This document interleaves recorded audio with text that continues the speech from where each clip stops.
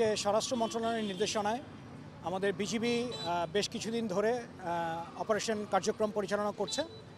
আমাদের দায়িত্বপূর্ণ এলাকায় আমরা প্রতিদিন 24 ঘন্টায় আমরা অপারেট করছি। আমরা অ্যাট এ টাইম এখন 10টা পেট্রোল আমাদের বাইরে আছে। 10টা পেট্রোল বাদেও আমাদের শিফটিং ওয়াইজ আমাদের প্রয়োজন অনুযায়ী আমরা এই প্ল্যাটুন বৃদ্ধি করে বা পেট্রোল বৃদ্ধি করে থাকি। আমাদের নির্দেশনাটাই এটা যে আমরা মূল সড়ককে আমরা আমাদের প্রায়োরিটি দিচ্ছি না। আমাদের এখন প্রায়োরিটি হলো গিয়ে সাব রোড এবং সাব রোড। যেসব রাস্তায় ছিনতাই, ডাকাতি বা এইসবের প্রবণতা বেশি দেখা যাচ্ছে, আমরা বেশ কিছুদিন ধরে বেশ কিছু সোশ্যাল মিডিয়ায় আপনারা দেখেছেন বেশ কিছু অপ্রীতিকর ঘটনা ঘটেছে। সেগুলো যাতে পুনরাবৃত্তি না ঘটে তারই পরিপ্রেক্ষিতে আমরা এখন সাব রোড এবং সাব রোডে আমরা অপারেট করছি।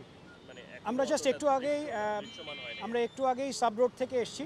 এখন মূল সড়কে এসে আমরা এখানে কিছু চেক পয়েন্টের ব্যবস্থা করেছি, যাতে করে চেক পয়েন্টেও মূল সড়কেও যাতে কোনো সন্ত্রাসী কার্যক্রম বা কোনো রকম অপ্রীতিকর ঘটনা না ঘটে।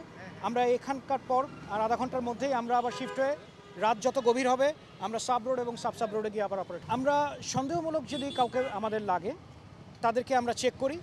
আমরা মূলত চেক করি যে কেউ কোনো নাশকতামূলক কার্যক্রমের সাথে জড়িত হতে পারে কিনা, বা এরকম কোনো সন্দেহ থাকলে আমরা তাদের চেক করি। যদি কোনো কিছু পাই তা আমরা তাদের উপর ব্যবস্থা নিই। আজ এখন পর্যন্ত আমরা পাইনি। রাত গভীর হচ্ছে, আমরা সামনে আগাই, দেখা যাক। শিয়া বাটার ও ভিটামিন ই সমৃদ্ধ lily glam beauty soap. Lily always beautiful. আচ্ছা, আপনারা জানেন যে এই সড়কটি অত্যন্ত গুরুত্বপূর্ণ। এর এক পাশে রয়েছে হাজারীবাগ, আরেক পাশে মোহাম্মদপুর, আর এদিকে ধানমন্ডি। তো আমরা আজকে বাংলাদেশ পুলিশ, বাংলাদেশ সেনাবাহিনী এবং বিজিবির ঊর্ধ্বতন কর্মকর্তাবৃন্দ এবং সদস্যরা রয়েছেন, আমরা কম্বাইনলি এই চেকপোস্টটি পরিচালনা করছি। আমাদের রমনা বিভাগের ডিসি স্যার সহ ঊর্ধ্বতন কর্তৃপক্ষের নির্দেশে আমরা নিয়মিত এগুলো সুপারভাইজ করছি। আমাদের সকলেরই একটাই উদ্দেশ্য যে কোনোভাবেই আইনশৃঙ্খলা যাতে অবনতি না ঘটে। আমরা প্রত্যেকটি গাড়ি যেগুলো সন্দেহভাজন সেগুলো তল্লাশি আওতায় আনছি এবং চেক করে এগুলোকে পরে আমরা ছেড়ে দিচ্ছি।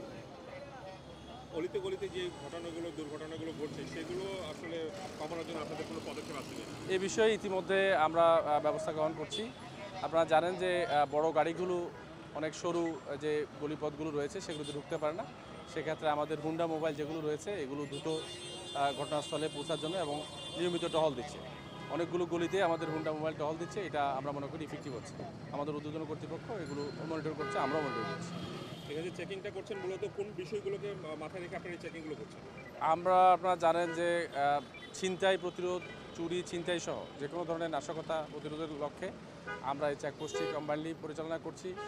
আমরা যে গাড়িগুলো সন্দেহভাজন সেগুলো তল্লাশি আওতায় আনছি। পাশাপাশি মোটরসাইকেল, আমরা ইতিমধ্যে দেখেছি কিছু মোটরসাইকেলে কিছু ঘটনা ঘটেছে, মোটরসাইকেল আরোহীর মাধ্যমে কিছু ঘটনা ঘটেছে, সেগুলোকে আমরা মাথায় রেখে আমরা তল্লাশি পরিচালনা করছি। এছাড়াও সন্দেহভাজন কাউকে পেলে আমরা সেটাও তল্লাশি আওতায় আছি।